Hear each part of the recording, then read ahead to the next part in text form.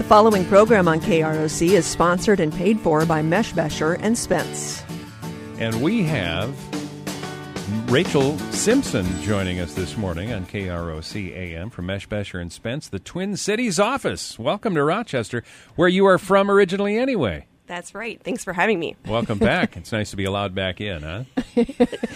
Got my card. That's good. Let me in. That's good.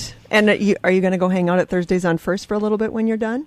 Or do you have to go right back to work? Well, I've got a lot of work to do, so they'll probably expect me back. You do it on the phone. Just do it on the phone. Send some emails. Well, it's nice to have you. And what are we going to talk about today? Today, we are here to talk about what to do if you're in a car crash, and then a little bit of an update on the law with personal injury protection benefits through your own car insurance. Okay, so what should you do if you're in a... First of all, assuming it's minor. Yeah, don't get in a car crash, first of all. But if you do, what should happen? Yes, so if you can, avoid car crashes, but sometimes they're unavoidable. Mm-hmm. So the first thing you should do is make sure everybody in your car is okay. Then take a deep breath and call the police. And lots of people say, oh, I don't really want to call the police. We can just exchange information. I recommend that you actually do go ahead and call the police. Even for just minor stuff. Well, and there's a reason. And so one of the things that police do is investigate. And important information can be taken down if the police are there. And if you don't have the police there, we've run into situations where people exchange information and they get numbers wrong. Or wrong information is given to them, which makes it difficult to go back. I would imagine also that insurance companies would consider the police to be a neutral third party. Exactly. In the version of the story. I never thought of that at all. Yep. Yeah. Sure. And so here, everybody in Minnesota is Minnesota nice, and you can think, oh, these people are nice. They're exchanging information. They even admitted that they hit me, and later on, that can come into play, where they're saying something now, but they're saying something different later. Interesting. All right, so... You know, sometimes police are busy, and if they know that it's not a serious wreck, it might take some time for them to get there. Yes, and so sometimes weather conditions can come into play. So we've run into people who have been in a crash, and the police take an hour. It's very cold out. You can't sit there and wait for an hour. Wait as long as you can, I would say, because the police report could be important, even if it's a very minor collision. Okay, anything else?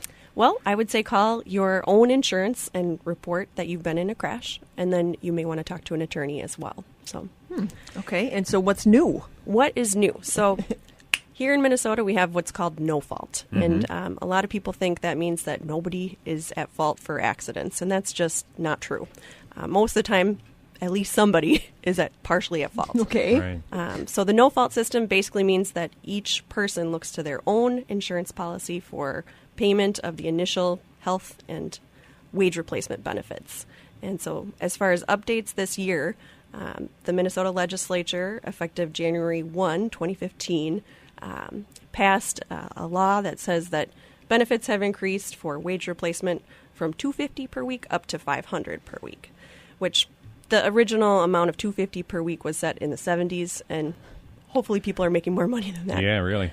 Yeah. So $500 a week is not a ton of money, but it goes a lot further toward paying rent, bills, everything that people who are out of work because of a car crash don't have money coming in. So. Yeah. All right. So when you call on a minor wreck, call police, for example, should you call 911? I guess you don't have their other number handy. That would be the recommendation, is that you just call 911, and it's not. Just to let them know it's doesn't seem to be any injuries. Right. And sometimes, if indeed that's the case, even if there are injuries, police are looking for basically blood and guts. They're looking for bad injuries. So sometimes they'll write in the police report, no injuries. But then later on, my client will develop neck, back, knee problems. I mean, things that they did not immediately feel, because there's a lot of adrenaline that's kind of running when you get into a car crash. These days you have cell phones, most people do, which take pictures and or video. You might be a good idea to take some pictures at the time, even of their insurance cards, so you don't misdo the numbers, Yes. Good idea, Rich Peterson. I'm thinking. That's a wonderful idea. So if you're able to, and so, assuming that you're okay enough to get out and be taking pictures, it might be a good idea to snap a picture of the other car, your own car, kind of the scene.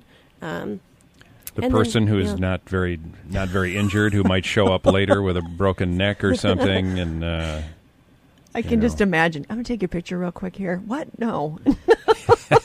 Well, just your license plate. I just got your license plate. There might be an issue there, but right. You don't want to cause some kind of altercation. But yeah. Like you said, though, the adrenaline is going, so crazy Mm-hmm. stuff could happen. That's All a good right. point.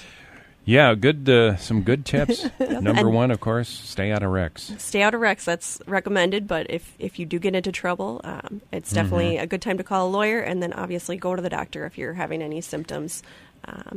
At what time? Okay, you call the police, call your insurance agent. Then you might want to get a hold of a family member if the car is not drivable. That's a good idea. And at what point do you contact an attorney? Well, probably after you've gone to the doctor. I mean, first priority is get yourself checked out, make sure that you're physically okay. Okay.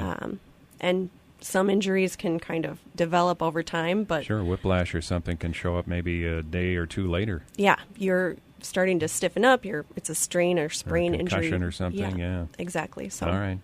And if somebody needs an attorney, they can get a hold of you or any of the great people out at Meshbesher and Spence. that's right. We are available 24/7, but feel free to give us a call. Our toll-free is 888-728-9866. Or the website is? Meshbesher.com. Excellent. Easy to remember, too. Rachel, good to meet you. Thanks for coming in. Welcome Thanks back for to having town. me. Thanks. Yeah. Yeah.